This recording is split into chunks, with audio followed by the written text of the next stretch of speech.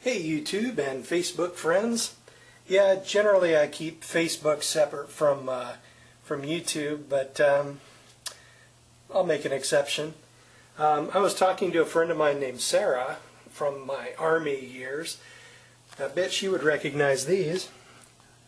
Saudi Arabian pop cans and the ink pen from the Hotel Kalyan in Istanbul, Turkey. That unit patch too. I was not fond of the military, but I did keep a few things. But she was talking about how the Bible talks, a lot about debt and how debt causes you to have all kinds of problems. I don't know exactly what she was referring to because I'm not, really studying that sort of thing. But it just reminded me a little bit about what it was like. You see, now it's starting to go sort of recede into the background. It's been like a year and a half since I've been in debt, and the last year of it I was really knocking it down fast.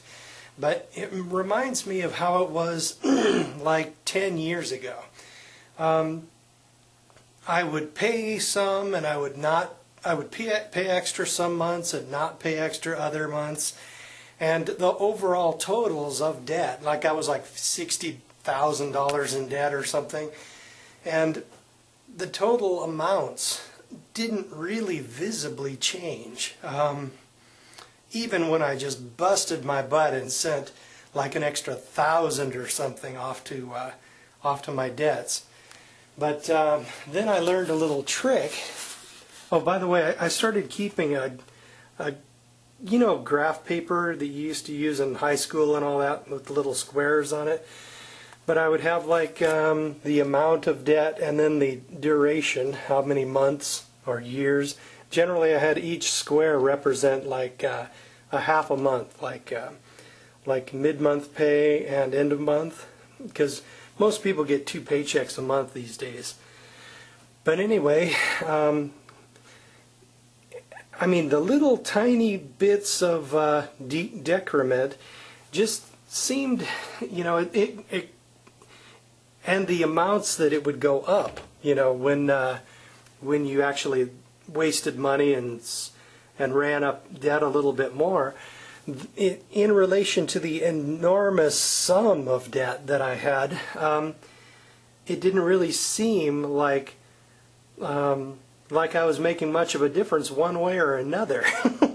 And I remember it kind of wrecked my motivation a little bit. So the result was it took me longer to get out of debt than it should have, basically. Then I hit upon an idea. I actually got a second piece of graph paper, and I just cut the top of the top $5,000 or so of the graph off, like so, and then just kept track of that on a separate piece of graph paper, and it sort of improved the resolution of what it let me know that I was making real progress. And I had that puppy up on my wall every time I left the apartment or the condo. I would look at it, and basically I would get a much more noticeable drop. And in fact, when I started looking forward to paydays, not just so I could waste the money, but just so that I could knock an extra $500 or $600 off of the total of my debt, and then I was just hoping looking forward to the day I could knock out that 5,000. Then I would just do the same thing again, only the next level down. So I guess it was a motivational thing, because I think it really helped, because once I started doing that, the graph, you could see visibly on the big, large graph, you could see it start to drop noticeably. I mean, it changed directions. It started going like noticeably lower. So I don't know if anybody these days even bothers with graph paper, since we have Microsoft Excel and OpenOffice and all of the wonderful tools that we have these days. But when I started doing that, because I had run up some debt, like buying tools and diesel school and whatnot, man, that was like 19 years ago now. That's getting to be a while ago. But basically, it gave me a lot more motivation. And then once I bought the condo, I was able to I lost focus for a few years, and I think I lost focus because I was dating here and there, and I was thinking, my goodness, what if I got married and lost the condo in a divorce? So it sort of decreased my motivation. But eventually I got back on track and knocked it out. And one of the benefits of that is that the checking account has like $6,000 in it, and I just got back from the shop and had the bug out vehicle worked on. I had some exhaust work done and front brake rotors, and whoever rebuilt that front end used generic parts instead of actual manufacturer's parts, and the result is it had some problems. The studs were too small, and the brake rotors, they were wobbling a little bit. Yeah, I mean, they weren't wobbling back and forth, but they were not holding on tight, and they were like kind of going thunk thunk thunk on the studs. Man, that could shear your studs, and I could have lost a front wheel. That would have been bad. But the coolest thing is that I was able to just slap my debit card down and walk out without going into debt or anything. In fact, right now I'm going outside to put my little, I guess, I don't know what you'd call it. It's kind of like a club, but it's got an electronic alarm on it. You see, I have multiple layers of defense in that truck. First, of course, I've got the key switch, which every thief knows how to defeat. Second, I've got a ignition deadening device, which prevents people from starting the vehicle unless they do something in the cab. And I had to disable that so that I could send it to the shop. And that's re-enabled, and now I'm going to add the final defense, which is this alarm club that we've got here. And that fits right on the steering wheel. So I think I'll head out there and put the thing on. Now, the battery's a little low, and I forgot to charge the other set of batteries, so it kind of beeps a little bit, which is mildly irritating. But as soon as I charge the batteries, I will put them in there, then throw these in the charger.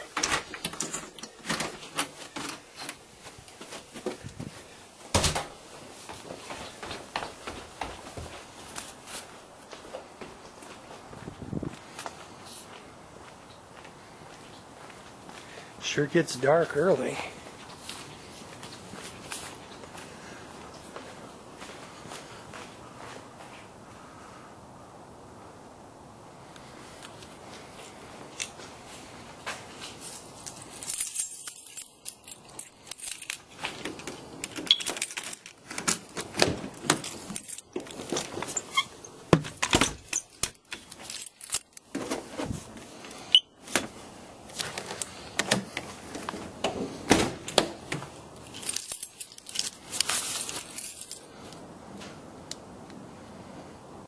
what we were discussing was debt basically makes you a slave.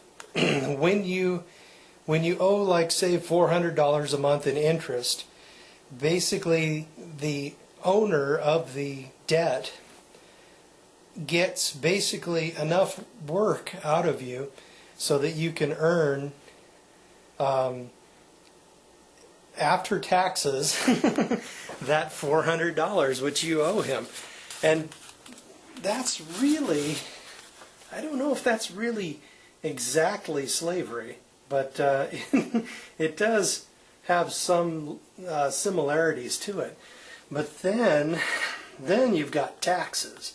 Basically, it's as if the government thinks that it owes like a percentage of you, so that every time you earn $1 or spend $1, they want a piece of it. You know, first you bust your butt and then pay like 15% income tax. Then on top of that, you pay Social Security tax, and it is a tax because the federal government basically, since it started, it's always had an overage. You know, more money was coming in than it paid out.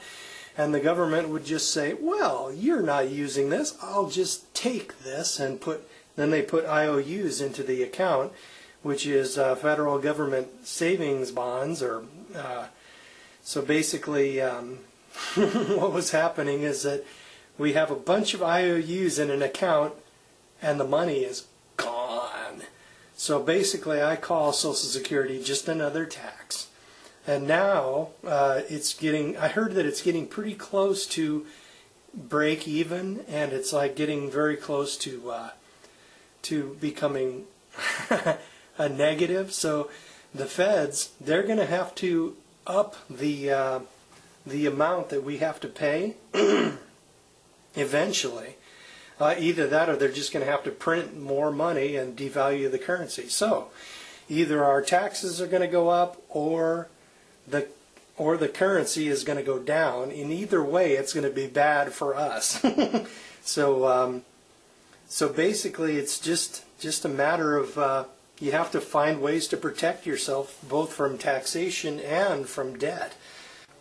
So the next time you're looking at a fancy car on the lot, or you're looking at a fancy stereo or a big screen TV, you got to ask yourself, man, first of all, in order to earn the money to buy this thing, I'm going to have to pay 20% of my income, and in order to, just for the privilege of working.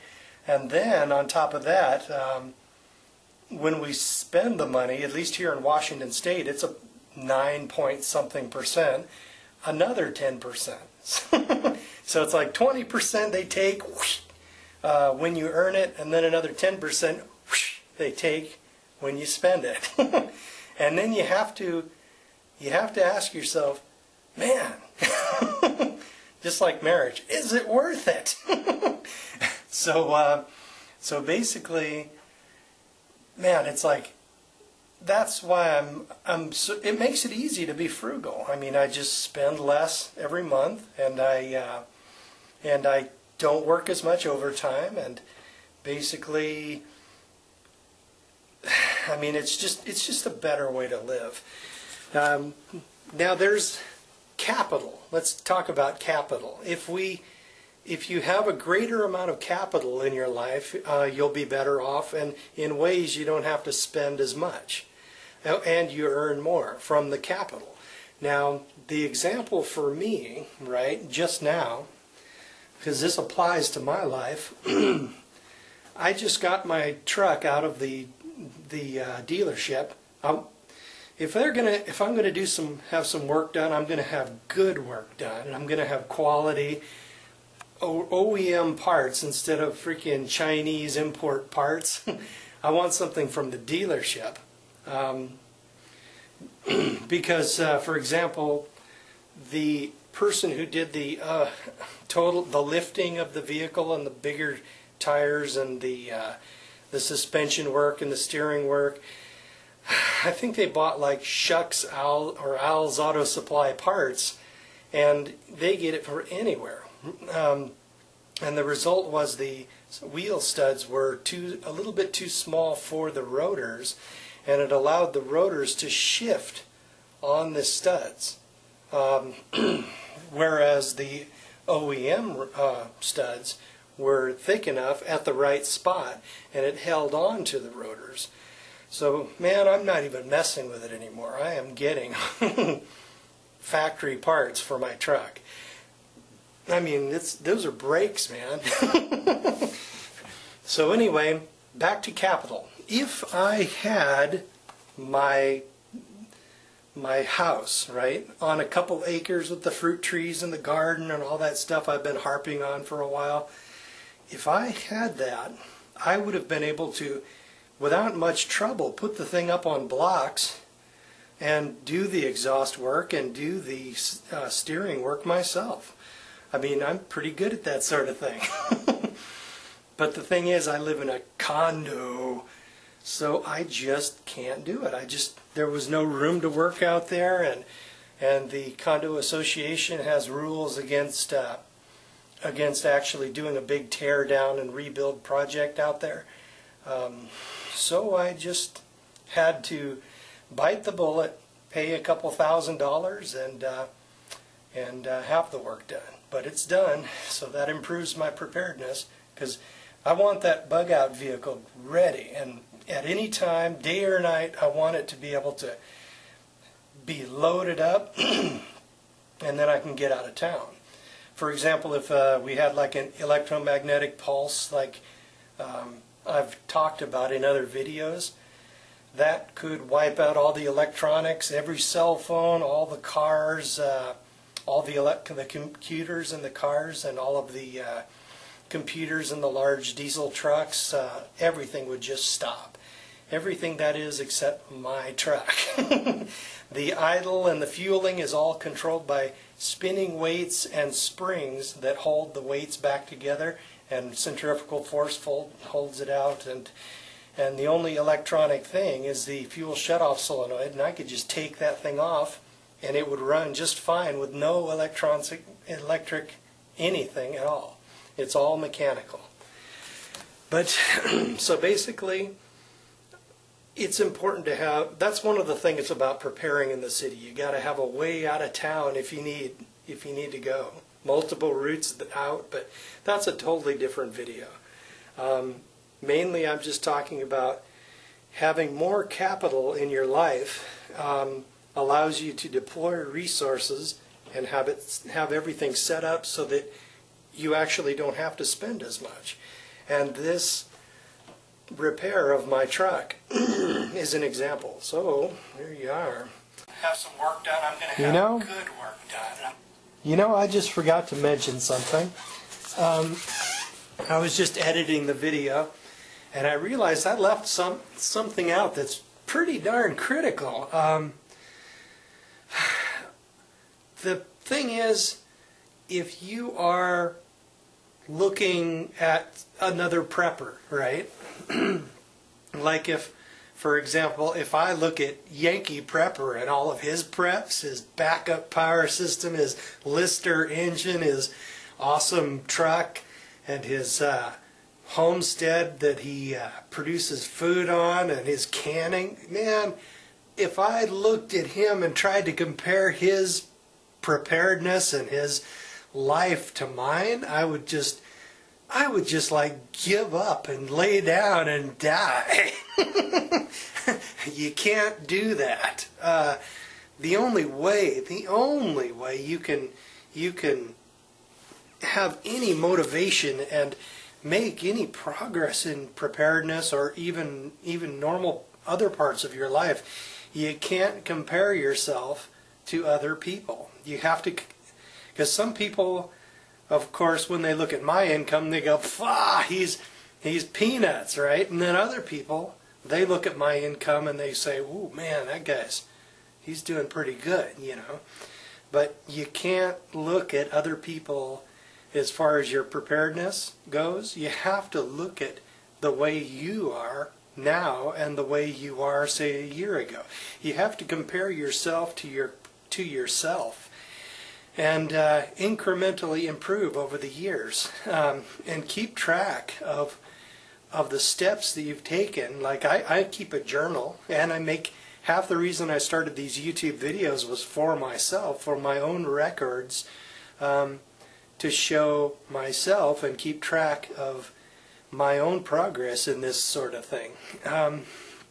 So basically, don't compare your finances to mine. Don't compare your preps to mine. In some ways you might be better, in some ways you might be worse, but don't look at me as some kind of example. Look at my methodology and how I do what I do, and don't try to apply exactly what I do to your life. Because it's just not psychologically smart to do it that way. So compare yourself to yourself and the progress that you make with yourself like a year ago, and don't start trying to compare yourself to Yankee preppers or people like that. So because I sure don't. So that's the critical piece of info that I really needed to add to the end of this video. So I guess I'll let you guys go. Have a good night.